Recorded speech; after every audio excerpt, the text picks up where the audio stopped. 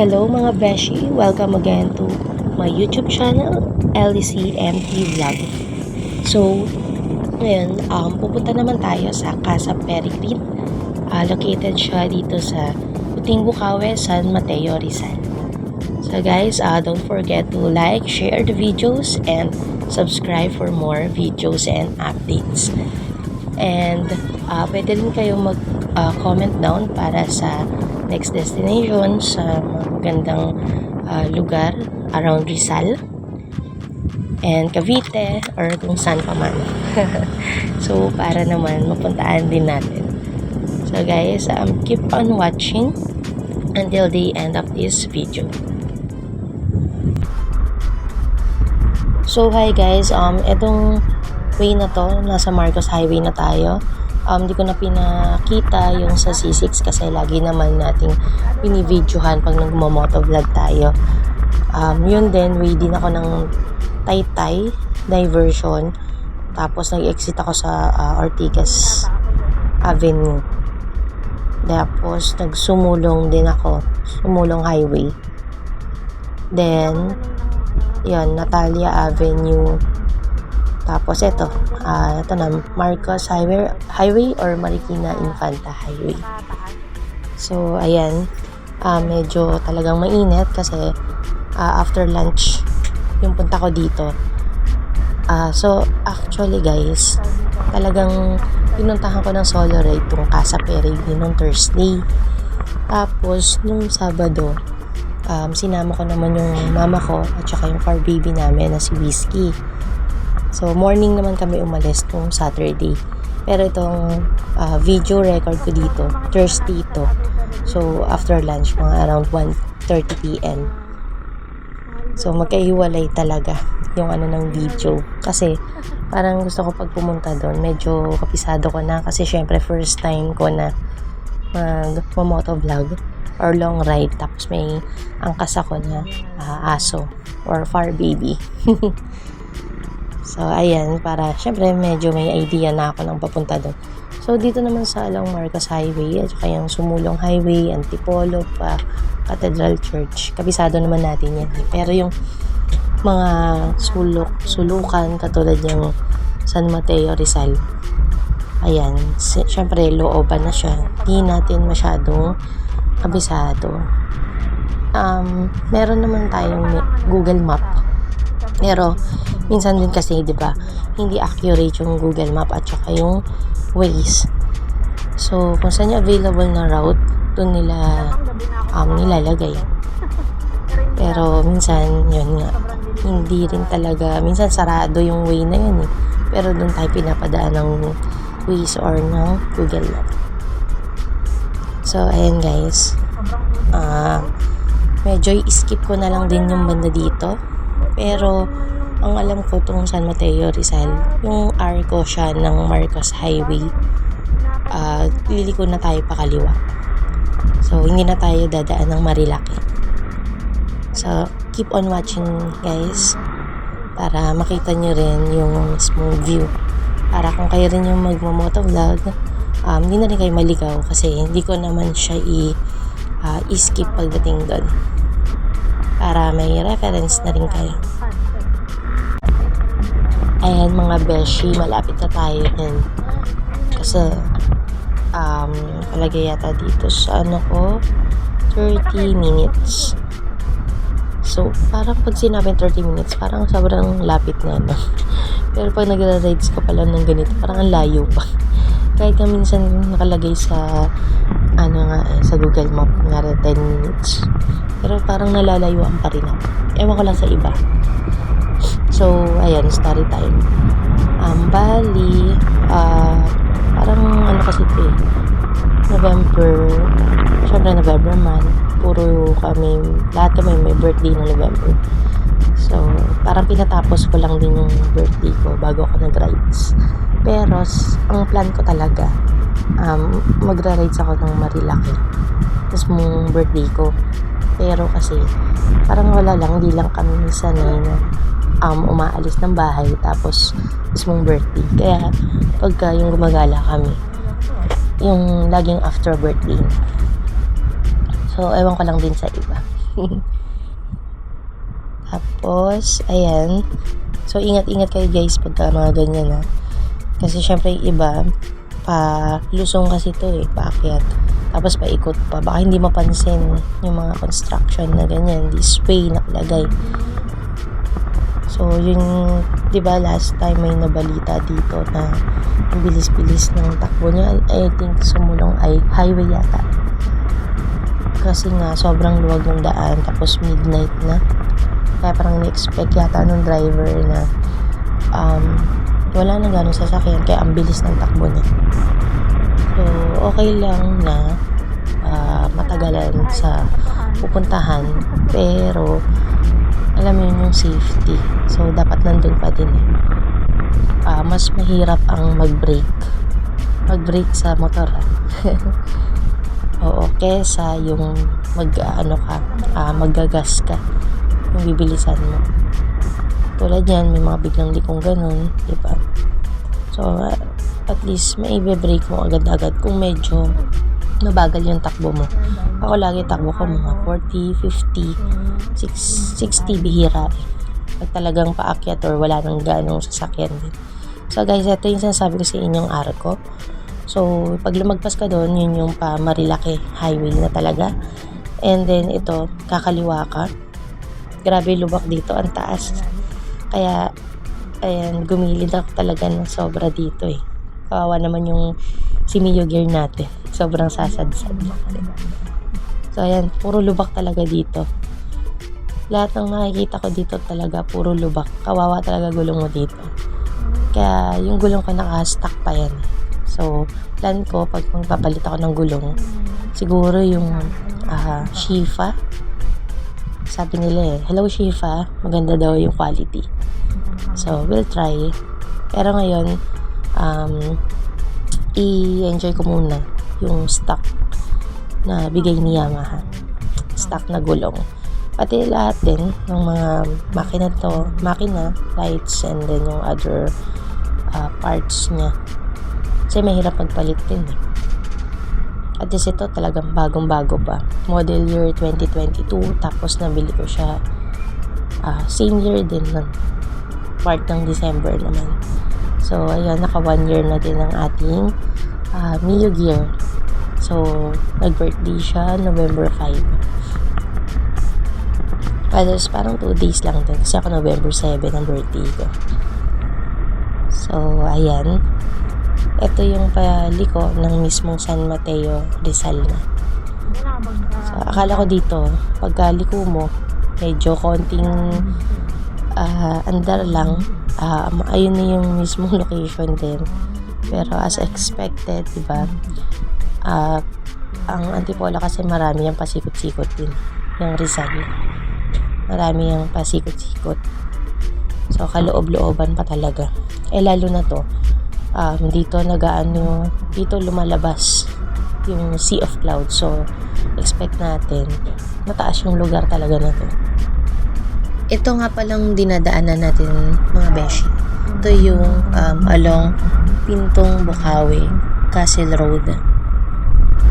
Ayan. So, mahaba siya, mataas. Tapos, makikita nyo dito yung mga lubak-lubak. So, tandaan nyo na lang. Pero, good thing kasi mga lubak lang naman na ganyan, mga crack. Pero, sementado pa din. Kasi may mga ibang lugar tulad nung pinuntahan namin last time na lihim ng batis. Grabe dun. Hindi ko lang nasama or na-upload. Kasi nung time na yun, nalobat na yung camera natin Hindi ko siya nakuhanan na sobrang lubak na lubak. As in rough road. Ito kasi sementado talaga Tapos dito, madadaanan natin dito yung parang sementeryo. Pero hindi siya mukhang sementeryo. Kasi nakita ko dun sa ibang vlogger. Nakuhanan din nila yun Parang para sa akin parang siyang Switzerland. Yung itsura niya. Ang ganda ng basta ang ganda ng view. Hindi mo malalaman na sementeryo pala siya. Diba? So, ayan, mga bahayan itong madadaanan natin dito. So, solo ride lang din ako niyan kasi Thursday ko to na record eh. Nung Saturday, hindi na ako nag-record nung papunta doon kasi ito na rin yung ginamit kong video. So, ang iano ko na lang, yun, yung mismo nasa Casa Peregrine kami. Tapos kasama ko yung si Whiskey tsaka si Ma'am. Pero dito, itong mismo time na to na nagbi-video ako lang mag-isa niyan. So, ayan, pababa. Malapit na tayo sa sinasabi kong sementeryo. Ayan, itong part na to. So, hindi lang siya masyadong ma-zoom, pero in person, ang ganda ng itsura niya. Ayan. Sa malayo. Kulit ang itsura. Parang hindi mo isipin na ganun pala siya. Diba? Ako, grabe yung lubak na kagitna pa. Diba? Kaya hindi ka pwede talagang magmamabilis dito ng takbo eh. Kasi alam mo yun, may mga biglang yan, crack. Diba? Probinsya na talaga. Parang feeling ko nasa Nueva Ecija ako. Kasi taga doon yung province ng mother ko eh. Ayun nga, parang plan namin na umuwi doon. So, pag umuwi kami doon, dadaan kaming bypass road. Yun naman yung next na motovlog. Kung talagang matutuloy, kasi syempre, medyo malayo eh. Compare dito sa travel tayo dito sa part ng Rizal. So, ayan, yung padiretso dun guys, yun yung sa Heaven's Garden. Yung sinasabi ko sa inyo, ang gaganda yung mga view ng ano nila sa cemetery nila. Dito medyo nakakatakot dito pagkagabi kasi wala siyang may poste siya pero nakakatakot pa din. Hindi natin sure kung gumagana talaga. Diba? Kasi may mga ibang part dito na walang poste. So, sobrang mapuno. Ayan. Medyo may sipon ako tsaka ubo. Dahil nung Thursday na pumunta ako dito, syempre long ride, tas mainit. Tas umorder ako ng frap nila. Pero ang sarap din ng nila dun, food nila dito. So sa budget naman ng food dito sa Casa Peregrine, siguro mag-budget ka ng mga 700 ganun. Pero mga 600 ganun. Pwede na din. Pang breakfast at saka isang drinks. Kasya naman na siya. Nung kami naman pumunta ng Saturday, order namin yung pang breakfast nilang tapsilog, tapos yung cappuccino, coffee, tsaka latte. Mas mura yung mga hot coffee nila. Kasi I think man nasa 180 or 160. Pero pang mga frap, yan, mga 260, ganun. So, lalagay ko na lang din dito yung video. Nakuha na ko yung menu nila. Pero hindi ko lang sure kung talagang malinaw. O, ayan guys, diba? Ang layo pa. So, kanina, umiko tayo dito, nadaanan natin yung school, yung cemetery, sa mga bahayan. Tapos, itong part na to, another, rin to, pasyalan din to. Tanawin. Ayan. So, mamaya mag-stop over tayo dyan, pagka pauwi. Para makita natin. Pero alam ko may bayad din dyan. Another bayad. Ganda din ang view dyan. Pagka, ayun yung kainan na to. Ganda rin ang view dyan. So, ayan. Medyo malayo-layo pa. 20 minutes pa nakalagay dito.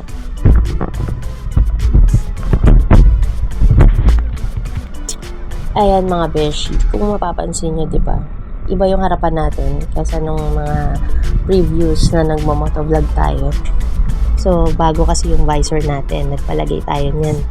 Kasama yung side mirror. So, mas gusto ko nga yung side mirror ngayon kasi malapad siya. So, long stem yung in-order ko. Tapos, siya, glossy yung visor. So, thank you kay seller. In-order ko siya sa Shopee. So, well packaged and then magandang quality and good thing kasi kasya siya, sukat siya talaga sa Mio Gear natin. Tapos, yung mga screws, kompleto naman. Yun nga lang, nung pinalagay ko na lang din kasi ito dun sa C6, yung mga ibang nagbebenta ng mga helmet doon, pwede mo sila na i-hire, tapos babayaran mo na lang yung service fee nila para magkabit nito. So 150 pesos lang din yung binayaran ko sa service fee, tapos 200 pesos dun sa parang extension na screw, kasi kailangan talaga yun dahil hindi malalagay yung sa mobile holder natin pag walang extended na. Tapos plan ko rin kasi bumili ng isang camera para naman sa harapan. Doon ko naman siya ilalagay sa kanan, kasi dito puro lang rear cam yung nakikita. So nakakapag front cam lang ako pagka yung hindi na ako naka GPS, tapos gamit ko pa cellphone. So parang hindi maganda tignan yung size. Kung mapapansin nyo dito sa simula ng video, naka mobile phone kasi ako nang, kaya ganun yung size ng or yung size and yung quality ng camera natin. Magkaiba siya dito sa SG cam at saka yung kanina. Dito medyo malayo-layo pa din. So dito naligaw tayo ng part na to. So wag nyo tong gagayahin guys, kasi dito dumiretso tayo.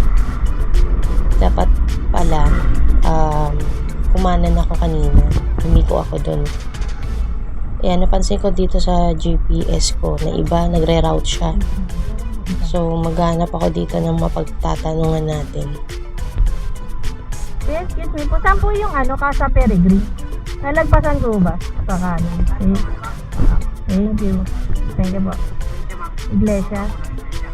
Okay. Thank you po, ya.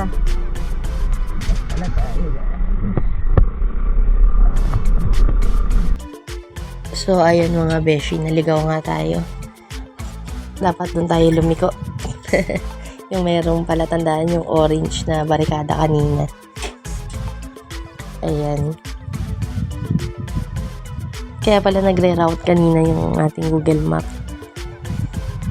Hindi kasi pansin kanina na pinapaliko niya Parang ang layo nung araw niya na pa right side na. So dito 15 minutes. Diba? Ang tagal ng niya, travel time. Kahit sabihin mo minutes na lang. Ito yung sinasabi kong part na gusto kong makabisado. So, bago kami pumunta ng Saturday. Kaya, inaano ko ito nung Thursday. Yung recorded video na to Thursday to.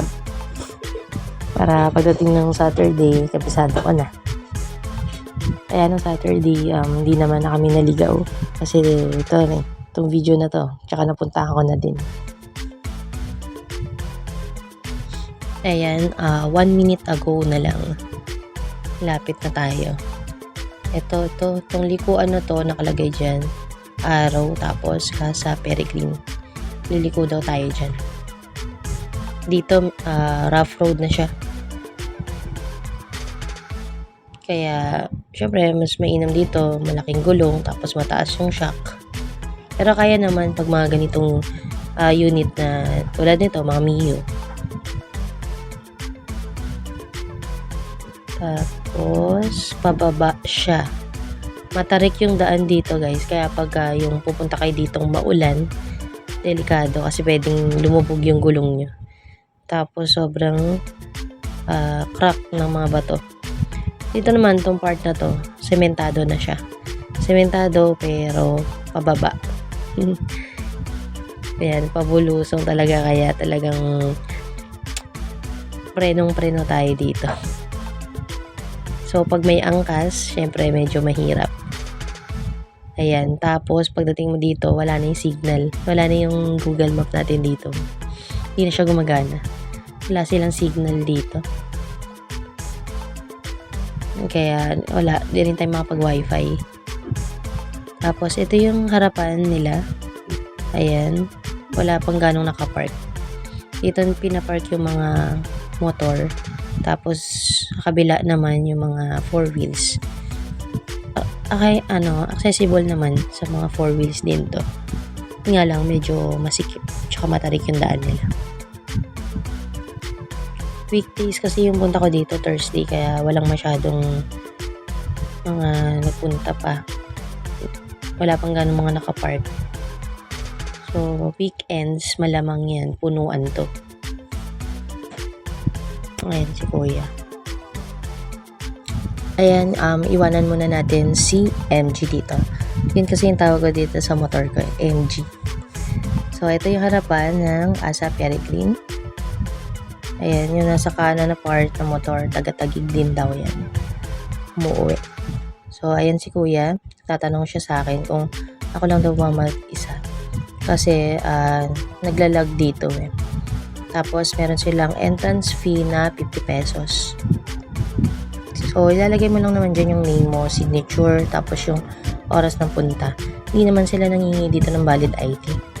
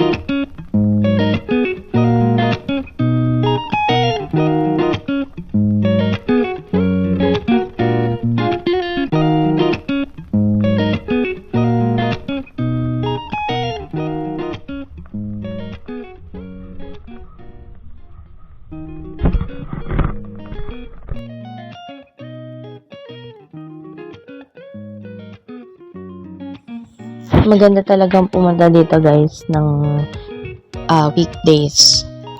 Kasi parang nirentahan mo yung pwesto eh. Walang ganun tao.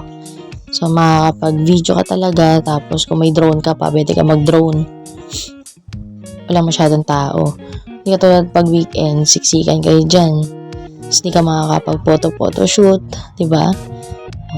Tignan nyo guys, 360 nan. View na yan. Tapos meron silang pa-activity dito sa baba eh. Ang ganda ng view dito.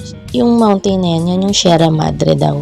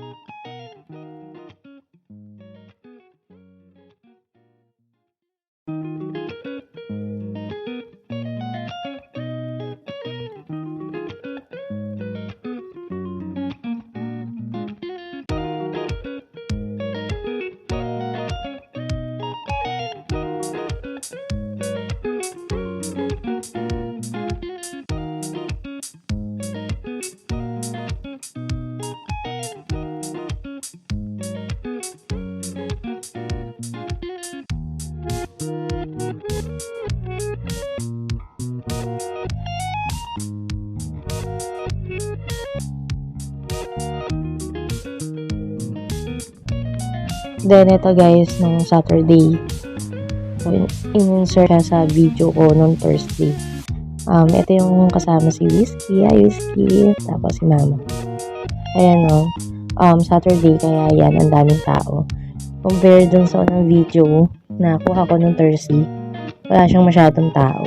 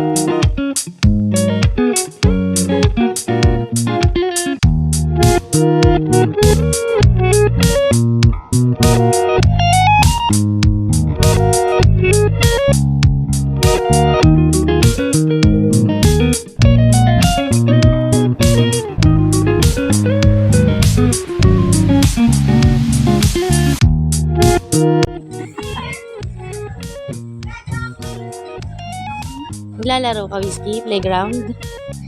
Ha? Pambata lang yan eh. May tent to, may patent sila.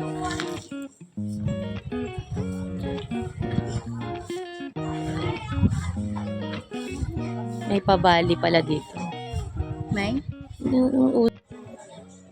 Oy, Whiskey, anong ginagawa mo dyan? Ha? Whiskey.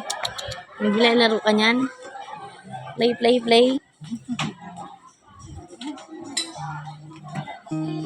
So, ayan mga beshi, ngayon pa lang kami magbe-breakfast ni Mama.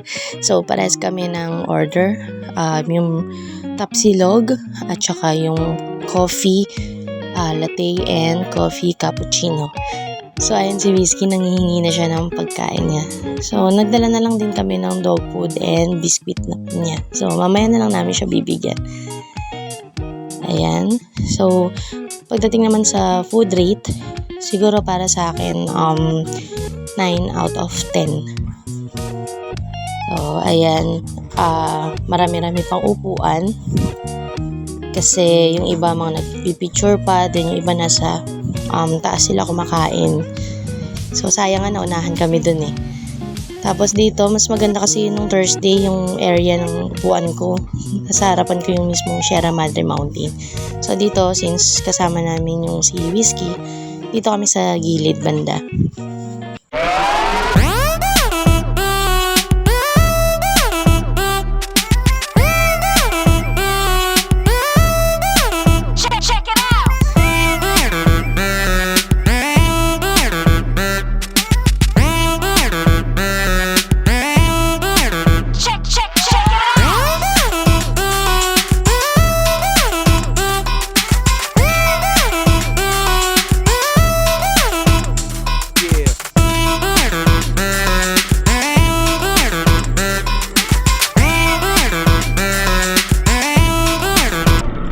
So, ayan guys, along C5 road na to, pauwi na. So, hindi ko na kasi vinidyohan yung from Casa Peregrine to Taguig. This video is from my previous motovlog. So, guys, thank you for watching again and don't forget to like, share, and subscribe for more updates. So, thank you guys. Hanggang dito na lang yung video natin.